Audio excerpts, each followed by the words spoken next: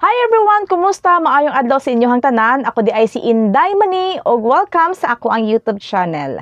So for today's video guys, laing hisgutan na usab ato ang itakil karon. Okay? So usa ni siya sa mga nagtrending nga video ngadto sa usa ka anchor or reporter sa usa ka mainstream media.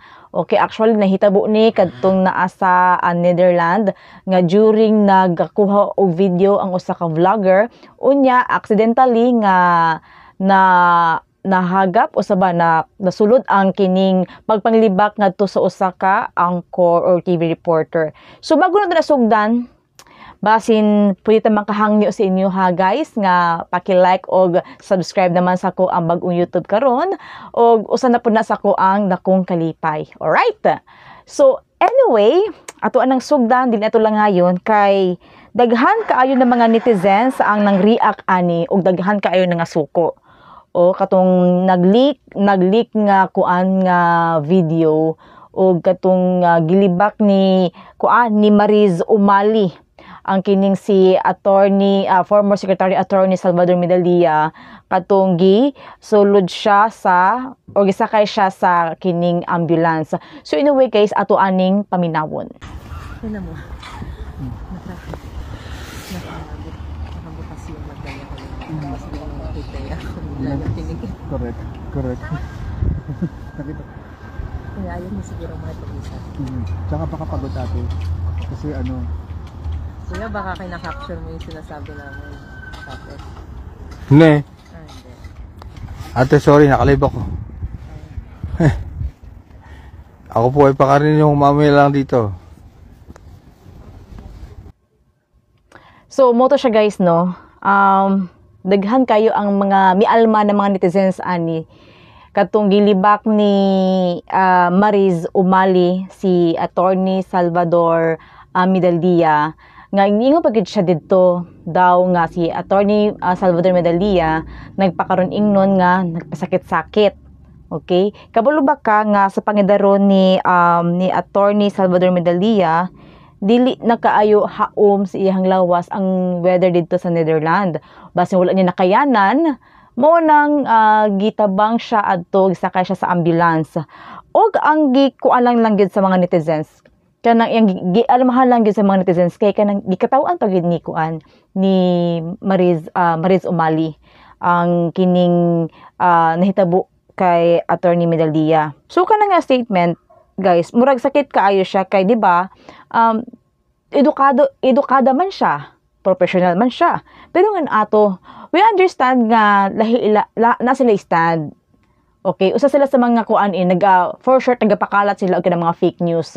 Sila ang naa sa mainstream media nga kusog kaayo magapakalat og mga fake news. That's why daghan pud kayo mga netizens gipang katawan na ilang mga gipagawas na mga balita. Tungod kay dili haom o dili pud tinuod, puro pangdaot na lang. Okay? Nahulog pud ni siya sa mga comments sa mga netizens is usa sa mga ginatawag nga si Mariz Umali daw walay modo. Okay? Wala siya proper manner.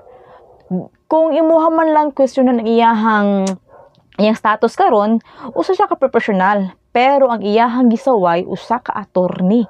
Kinsa lamang tawon siya.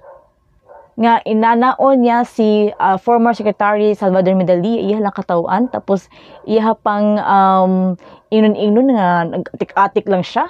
Wala mi nag-question adto sa iyahang katigulangon. Katigulang naman gid. Tinuod naman po na tigulang naman gid si attorney Salvador Medalla. Pero ang kadtong iyahang gikatawaan niya, naggisaway niya, gipakauwawan niya, that is very na gyud. Makaingon gyud mi nga wala gyud siya modo. O kamulo ba mo nga dili lang kana? Bisan ang mga kaubanan niya, wala na po'y salig ang mga netizens.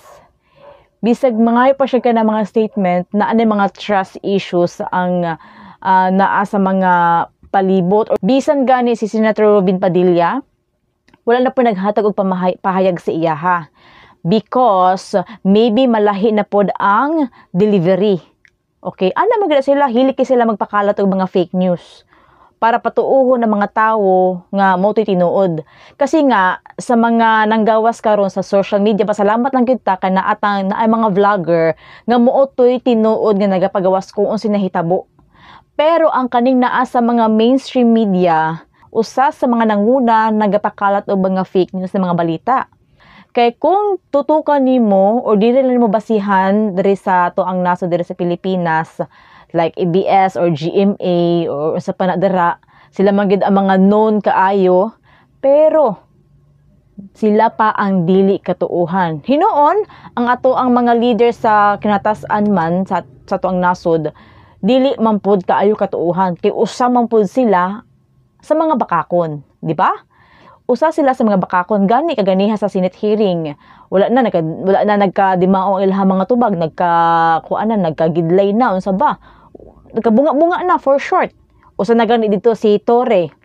Alright? So kini guys, sa to ang kabahin isip Pinoy, kita maningkamot lang jud ta nga asa pa ta makakuha og kini mga legit nga tinuod nga nagabalita. Dili ta paras ani kay Mariz Umali. Sila nagapaningkamot sila. Natuod siya dito sa Netherlands pero iya pagawas na diri sa nasod. Ibalita niya, ipagawas niya. Puro fake news lang, di ba? So very na siya alarming sa Mania kay I know nga usa sila sa mga anti Duterte magli sila, anti-administrasyon ni Tatay Digong bisan kani adto pa. Nagapaningkamot kid sila nga ma-down or madaot ang former president. But then kita mga Pinoy na mga supporters ni Tatay Digong nagapaningkamot nga makabot ang atong hustisya labi na para kay Tatay Digong nga kasamtangan ana karon sa Netherlands. Og we always praying for him nga unta permanente nga naa siya sa maayo nga panglawas. Kay ang mga kalaban nagapaningkamot or ang mga kaatbang ni Tatay Digong sa mga nagapangdaot si Yaha, sa mga nagagipit si Yaha sa mga pamilyang Duterte, nagapaningkamot kung unsaon maka-create og kagubot. Maybe gusto nila magdeklara og kining martial law. So mo na to ang ginalikayan. That's why nga kung mag-create man lang galito og na mga peaceful rally, panangkamutan gid nato nga dili ta maka-create og samo. Kagamay kuan lang, gamay kaguliyang pwede na niya i-declare maybe og kining martial law. So guys, ampo lang jud ta ani para kay Tatay Digong og so sama ani ni Mariz Umali unta nga makaamgo siya. Kung naaman siya kani mga ginikanan nga tigulang na or mga lolog-lola niya, o dapat mag public apology siya. Alright? Kay grabe ang iyahang gihatag nga pagpakaulaw ngadto kay Attorney Salvador Medellía.